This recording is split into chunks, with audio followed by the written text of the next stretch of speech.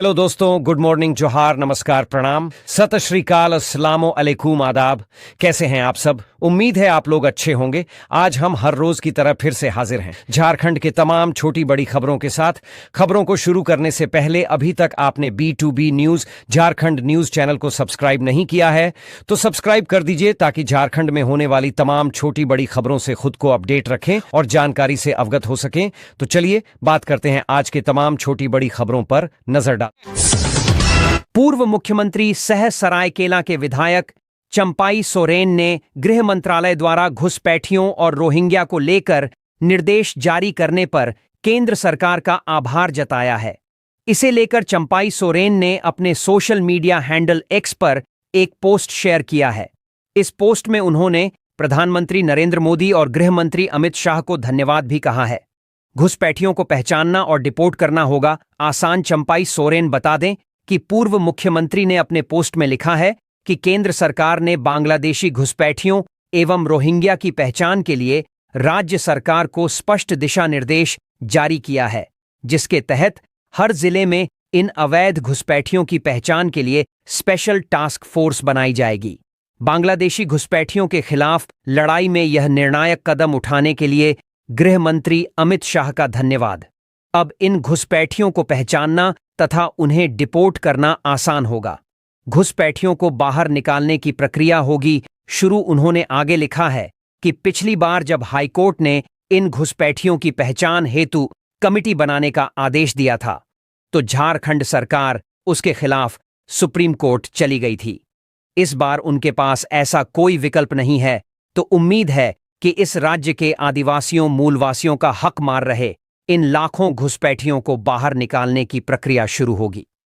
चंपाई सोरेन ने कहा कि आप सभी से अनुरोध है कि इस प्रक्रिया के शुरू होने के बाद अपने आसपास के संदिग्ध लोगों की शिकायत पुलिस से करें। ऐसे लोगों को पकड़ने के बाद उन्हें होल्डिंग सेंटर में रखा जाएगा और कागजी प्रक्रिया पूरी होने के बाद उन्हें डिपोर्ट किया जाएगा।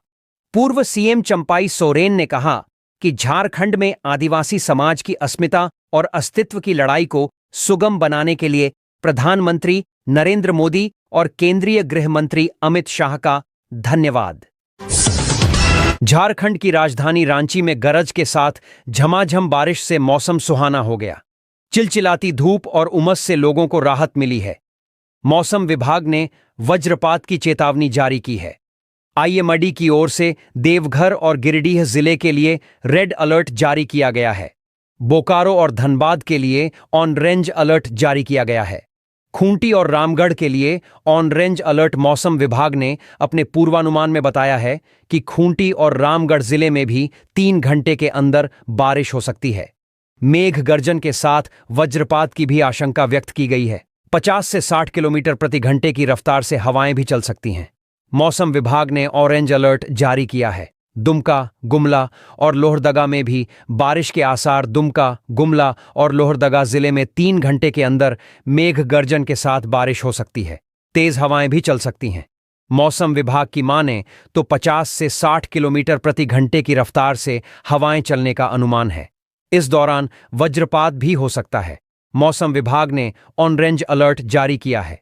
पूर्वी सिंहभूम और सरायकेला खरसावां के लिए भी चेतावनी। मौसम विभाग के पूर्वानुमान के मुताबिक 3 घंटे के अंदर तेज हवाओं के साथ बारिश हो सकती है। हवाओं की रफ्तार 50 से 60 किलोमीटर प्रति घंटा हो सकता है। गरज के साथ वज्रपात भी हो सकता है। मौसम विभाग ने ऑरेंज अलर्ट जारी किया है। गिरिडीह के बेंगाबाद के फिटकोरिया पंचायत के कजरो गांव में एक महिला की उसके पति ने धारदार हथियार से गला रेतकर हत्या कर दी। इसके बाद आरोपी पति फरार हो गया। शनिवार सुबह मृतका की बेटी ने मां का खून से लथपथ शरीर देखा तो शोर मचाया।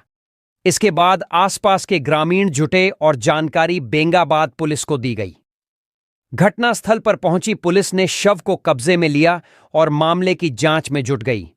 कड़ी मशक्कत के बाद पुलिस हत्या की गुत्थी सुलझाने में सफल रही। पुलिस के दबाव में फरार पति ने सरेंडर कर दिया। जांच के दौरान पति पर हुआ शक बताया जाता है कि वारदात के समय मकसूद मियां उर्फ भोला मियां की पत्नी आसमा खातून अपने एक बच्चे के साथ घर में थीं, जबकि उसका एक पुत्र अन्य प्रदेश में मजदूरी करता है। शुक्रवार की शाम को मकसूद मियां बेटी को लेकर शादी समारोह में दूसरे गांव चला गया। इसके बाद शनिवार सुबह घर में आसमा का खून से लथपथ शरीर देखा गया। मामले की जानकारी मिलने के बाद बेंगाबाद पुलिस और मुखिया प्रतिनिधि घटनास्थल पर पहुंचे। पुलिस को जांच के दौरान मृतका के पति पर संदेह हुआ। इसके बाद पुलिस ने मुखिया के पति से बात की, फिर आरोपी को एक स्थान पर बुलाया जहां से उसे गिरफ्तार किया गया। समूह लोन लेने से इनकार करने पर की हत्या पुलिस गिरफ्त में आरोपी मकसूद ने बताया कि उसकी पत्नी समूह से जुड़ी थी। वे पत्नी को समूह से लोन लेने बोल रहा था, लेकिन पत्नी उसकी बात नहीं मान रही थी। इसी बात से खफा होकर उसने पत्नी के मर्डर का प्लान बनाया। इसके बाद शुक्रवार को वह बेटी के साथ एक शादी समारोह में गया। इस बीच रात में वह वापस घर गया और पत्नी की हत्या की। फिर दोबारा शादी समारोह में पहुंच गया ताकि उस पर किसी को शक न हो। फिलहाल पुलिस मामले में अन्य जानकारी जुटाने में लगी है। घटना के संबंध में थाना प्रभारी जितेंद्र कुमार सिंह ने बताया कि शव को पोस्टमार्टम के लिए भेज दिया गया है। मृतका के पति ने भी अपना जुर्म कबूल कर लिया है। फिलहाल पुलिस अन्य बिंदुओं पर जांच कर रही है। एनर्जी के स्रोत के रूप में लिथियम आयन बैटरी का उपयोग बड़े पैमाने पर किया जा रहा है, लेकिन यह महंगी है। भारत में इसका आयात किया जाता है, वहीं इसकी जगह पर इसके ऑप्शंस की तलाश की जा रही है। इसमें सोडियम आयन बैटरी अहम रोल निभा सकता है। जानकारों के मुताबिक सोडियम आयन बैटरी की कीमत लिथियम बैटरी से काफी कम है, वहीं दोनों का काम एक जैसा ही है। लिथियम बैटरी भले ही भारत में बनती है, लेकिन इसके मटेरियल का आयात किया जाता है। यही वजह है कि यह काफी महंगी होती है। वहीं भारत में सोडियम आयन बैटरी का मटेरियल प्रचुर मात्रा में उपलब्ध है। भारत में सोडियम आयन बैटरी पर रिसर्च चल रहा है। IIT ISM धनबाद इस रिसर्च का एक मुख्य केंद्र है। अगर रिसर्च सफल रहा तो निश्चित तौर पर इसका इस्तेमाल लिथियम की जगह किया जा सकेगा। साथ ही यह लिथियम से सस्ती दर पर उपलब्ध होगी। सोडियम आयन बैटरी का कॉमर्शियलाइज अमेरिका, चीन और टेस्ला ने किया है। IIT ISM के केमिस्ट्री एंड कैपिटल बायोलॉजी के प्रोफेसर GC नायक ने कहा कि sodium ion battery sodium based होती है, जबकि lithium ion battery lithium based होती है। दोनों का वर्क एक ही तरह का है। बैटरी में एक एक कैथोड और एक एनोड होता है। सोडियम आयन बैटरी में सोडियम कैथोड के रूप में इस्तेमाल होता है, जबकि लिथियम आयन बैटरी में लिथियम का इस्तेमाल होता है। केमिस्ट्री के पॉइंट ऑफ व्यू से लिथियम की अपेक्षा सोडियम का साइज बड़ा होता है। इस पर रिसर्च चल रहा है कि इसकी कैपेसिटी उसी स्टेज में ला सके। उन्होंने बताया कि सोडियम आयन बैटरी के लिए भारत में खनिज तत्व प्रचुर मात्रा में उपलब्ध हैं। अगर हम रिसर्च में सफल होते हैं तो हम सोडियम आयन बैटरी के माध्यम से एनर्जी की मांग को पूरा कर सकते हैं। आमतौर पर लिथियम बैटरी का उपयोग वाहनों में किया जाता है, लेकिन टेस्ला ने वाहनों में सोडियम आयन बैटरी के उपयोग का प्रदर्शन किया है। हमें अभी भी इस पर रिसर्च की आवश्यकता है। उन्होंने कहा कि भारत में लिथियम के कोई स्रोत नहीं हैं, लेकिन भारत में सोडियम आयन के बहुत सारे स्रोत हैं। हमारे पास सोडियम, आयरन, मैंगनीज प्रचुर मात्रा में है, जबकि लिथियम बैटरी के लिए कोबाल्ट, टाइटेनियम, निकल की आवश्यकता होती है। ये हमारे पास नहीं है। इनकी खदानें भारत में नहीं हैं। भारत में आयरन और मैंगनीज बहुत है। इसीलिए अगर हम सोडियम आयन बैटरी बनाने में सफल हो जाते हैं तो इसकी लागत बहुत कम होगी। भारत में लिथियम बैटरी इंपोर्ट की जाती है। अगर कोई बना भी रहा है तो वह खनिजों का आयात करके बना रहा है, इसलिए इसकी लागत बहुत अधिक है। सरकार सोडियम आयन बैटरी पर रिसर्च के लिए फंड भी उपलब्ध करा रही है। IIT ISM के निदेशक सुकुमार मिश्रा ने कहा कि रिन्यूएबल एनर्जी के क्षेत्र में सोडियम आयन बैटरी एक बड़ा कदम होगा। इसके लिए रिसर्च चल रहा है। लोगों को सोडियम आयन बैटरी के रूप में सस्ती और सुलभ ऊर्जा मिले, इसके लिए शोध चल रहा है। रिसर्च स्कॉलर खुशबू कुमारी ने कहा कि लैब में कॉइन सेल के रूप में सोडियम आयन बैटरी तैयार की जा रही है। हम सभी इस पर रिसर्च कर रहे हैं। लार्ज स्केल पर इसके निर्माण के लिए हम इसे इंडस्ट्री को आगे भेजते हैं। इस पर इंडस्ट्री के साथ मिलकर रिसर्च चल रहा है। सरकारी अस्पताल के लिए खरीदी गई दवाओं की जांच के लिए पलामू के सिविल सर्जन ने अपने पत्र का 153 दिनांक 2 जनवरी 2025 के द्वारा पलामू के औषधि निरीक्षक को पत्र लिखकर दवाओं की गुणवत्ता की जांच कराने का निर्देश दिया था।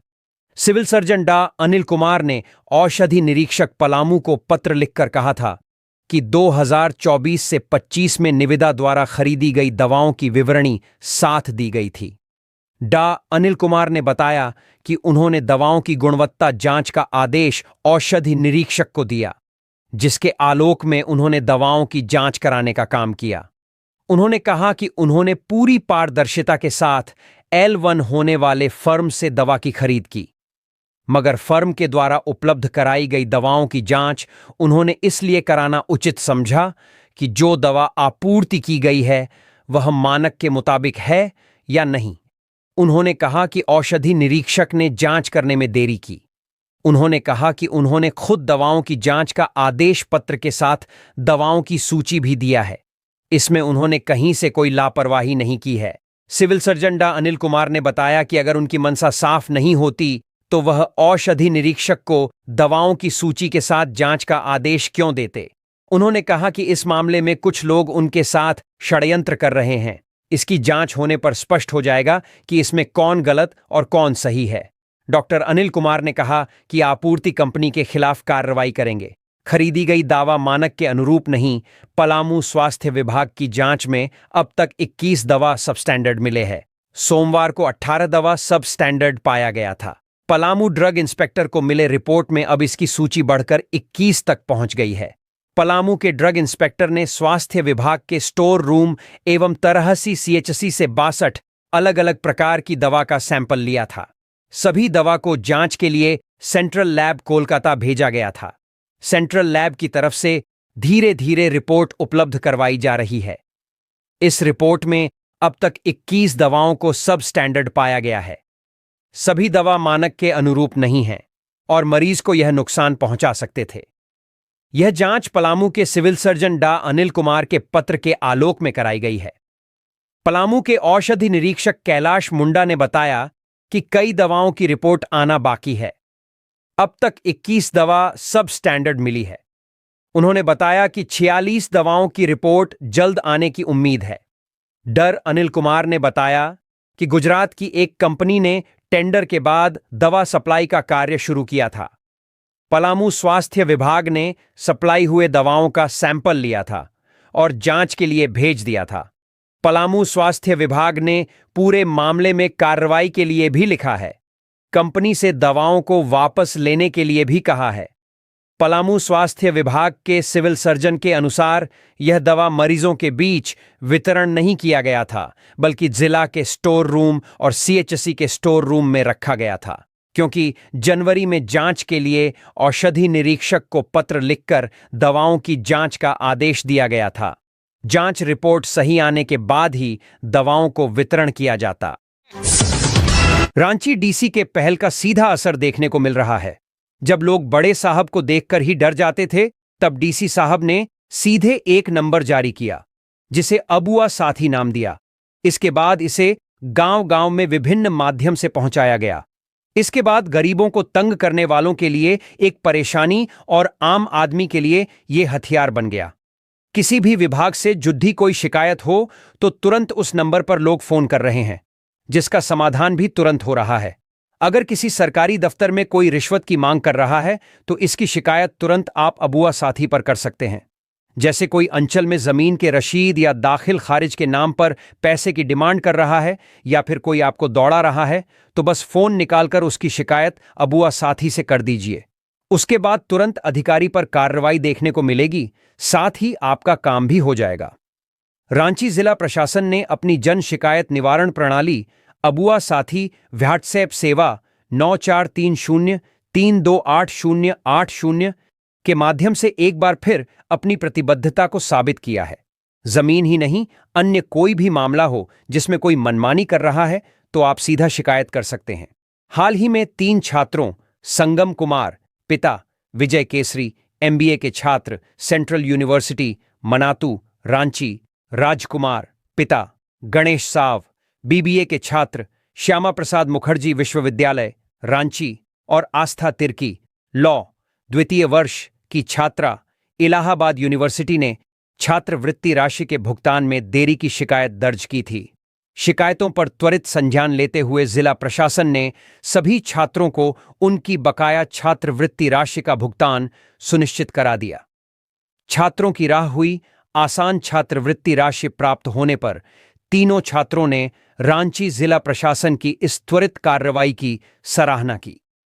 संगम कुमार ने कहा, छात्रवृत्ति की राशि न मिलने की चिंता हमें सता रही थी। अबुआ साथी व्हाट्सएप सेवा के माध्यम से हमारी शिकायत पर तुरंत कार्रवाई हुई, जिससे अब हम अपनी पढ़ाई बिना किसी आर्थिक बाधा के जारी रख सकते हैं। इसी तरह राजकुमार ने अपनी खुशी जाहिर करते हुए कहा, यह राशि मेरे लिए बहुत महत्वपूर्ण थी। जिला प्रशासन की इस पहल ने हमें भरोसा दिलाया कि हमारी समस्याओं का समाधान तुरंत हो सकता है। आस्था तिर्की ने भी जिला प्रशासन का आभार जताते हुए कहा, अबुआ साथी सेवा ने हमारी आवाज को सुना और हमारी पढ़ाई को सुचारू रखने में मदद की। यह एक अनुकरणीय पहल है। अबुआ साथी जन शिकायतों का त्वरित समाधान। रांची जिला प्रशासन द्वारा शुरू की गई अबुआ साथी व्हाट्सएप सेवा आम जनता, विशेषकर छात्रों और युवाओं के लिए एक वरदान साबित हो रही है। यह सेवा न केवल शिकायतों को दर्ज करने का एक सरल और त्वरित माध्यम प्रदान करती है, बल्कि समस्याओं के समाधान में भी अभूतपूर्व गति लाती है। छात्रवृत्ति भुगतान जैसे महत्वपूर्ण मुद्दों पर त्वरित कार्रवाई से जिला प्रशासन ने यह सिद्ध किया है कि वह शिक्षा और युवा सशक्तिकरण के प्रति पूर्ण रूप से समर्पित है। रांची जिला प्रशासन ने शिक्षा को बढ़ावा देने और छात्रों की आर्थिक बाधाओं को दूर करने के लिए कई कदम उठाए हैं। अबुआ साथी सेवा के माध्यम से न केवल छात्रवृत्ति भुगतान की समस्याओं का समाधान किया जा रहा है, बल्कि अन्य जन शिकायतों पर भी त्वरित कार्रवाई की जा रही है। यह पहल न केवल प्रशासनिक पारदर्शिता को बढ़ावा देती है, बल्कि आम जनता के बीच विश्वास भी स्थापित करती है। रूसी राष्ट्रपति पुतिन की भारत यात्रा ऐसे समय में हो रही है जब रूस और यूक्रेन ने तुर्की में अस्थायी युद्ध विराम स्थापित करने के उद्देश्य से बातचीत की है। बता दें कि फरवरी 2022 में रूस के बड़े पैमाने पर आक्रमण शुरू होने के बाद से यूक्रेन के साथ ये उनका पहला सीधा संवाद है। इस तरह से देखें तो वैश्विक राजनीतिक और आर्थिक परिदृश्य में हो रहे परिवर्तन इस यात्रा के महत्व को रेखांकित कर रहे हैं। अमेरिका अब रूस के साथ बातचीत कर रहा है। इस बीच पुतिन की ये यात्रा काफी महत्वपूर्ण है। हालांकि पुतिन की भारत यात्रा की आधिकारिक तिथि की पुष्टि अभी नहीं हुई है। इस महीने की शुरुआत में पहलगाम आतंकी हमले के बाद रूसी राष्ट्रपति व्लादिमीर पुतिन ने प्रधानमंत्री नरेंद्र मोदी को फोन किया और पहलगाम में हुए आतंकी हमले की कड़ी निंदा की। उन्होंने निर्दोष लोगों की मौत पर गहरी संवेदना व्यक्त की और आतंकवाद के खिलाफ लड़ाई में भारत को पूरा समर्थन देने की बात कही। उन्होंने इस बात पर जोर दिया कि इस जघन्य हमले के दोषियों और उनके समर्थकों को न्याय के कटघरे में लाया जाना चाहिए। दोनों नेताओं ने भारत रूस विशेष और विशेषाधिकार प्राप्त रणनीतिक साझेदारी को और गहरा करने की अपनी प्रतिबद्धता दोहराई। प्रधानमंत्री मोदी ने विजय दिवस की 80वीं वर्षगांठ के अवसर पर राष्ट्रपति पुतिन को शुभकामनाएं दी। साथ ही उन्हें इस वर्ष के अंत में भारत में आयोजित होने वाले वार्षिक शिखर सम्मेलन के लिए आमंत्रित किया। राष्ट्रपति पुतिन ने निमंत्रण स्वीकार कर लिया। ईटीवी भारत से बातचीत में रूस में भारत के पूर्व राजदूत रहे पंकज सरन ने कहा, पिछले कुछ महीनों में स्थिति बदल गई है और आज राष्ट्रपति ट्रंप और राष्ट्रपति पुतिन के बीच मुलाकात की भी चर्चा हो रही है। चीजें बदल गई हैं। अब युद्ध नहीं, शांति की बात हो रही है। अगर राष्ट्रपति पुतिन भारत आते हैं तो यह भारत और रूस के बीच नियमित द्विपक्षीय शिखर बैठकों की परंपरा के तहत एक सामान्य यात्रा होगी। वैसे भी यह यात्रा काफी देर से हो रही है। सरन ने कहा, महत्वपूर्ण बात यह है कि सभी पक्षों और पूरी दुनिया ने शांति की बात करना शुरू कर दिया है। मुद्दे जटिल हैं और युद्ध की स्थिति से शांति की ओर जाना आसान नहीं है।